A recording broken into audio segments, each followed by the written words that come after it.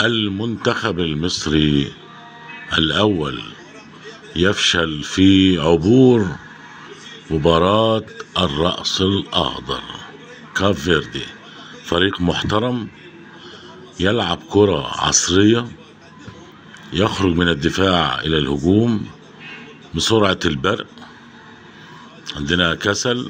الشوط الأول شوط للنسيان، الشوط الثاني تحسن ملموس،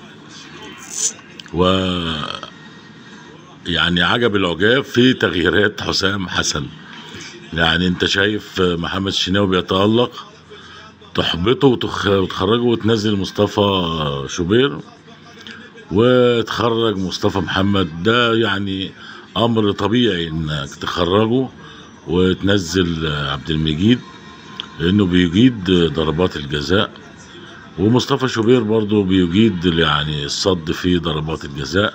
لكن انا اعتقد ان محمد الشناوي ده يعني تغيير غير موفق، لانه كان موفق جدا. ومجملا يعني او اجمالا الفريق المصري ليس على ما يرام، ويبدو ان تغيير الجهاز الفني آتي لا محالة.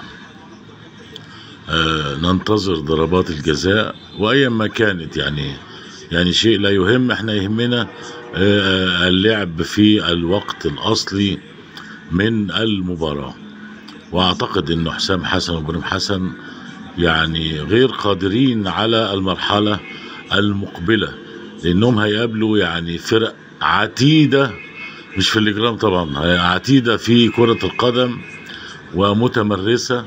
ويعني دي الفرقة كاب ديرفي دي يعني اقلهم تكتيكا ومهارة، ولعبوا قدامنا ولا اروع من كده. يعني اعتقد ان الفريق المصري اخذ درس كبير وعميق من اوزبكستان ومن كاب فيردي، الفريق الافريقي اللي مفترض ان احنا بنسبقه بحوالي يعني كتير قوي، يعني مش اقل من 25 فارق في الترتيب العام لدول على مستوى العالم وعلى مستوى افريقيا. كل امنيات طيبة للفريق المصري، سواء خد المركز الثالث او ما خدش المركز الثالث.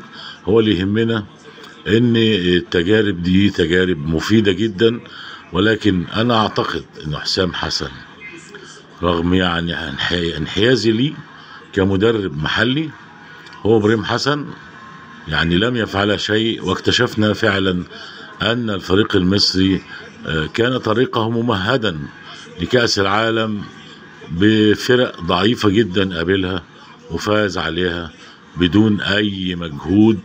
انما الفرق الكبيرة اعتقد ان الفريق المصري سيعاني معاناة كبيرة.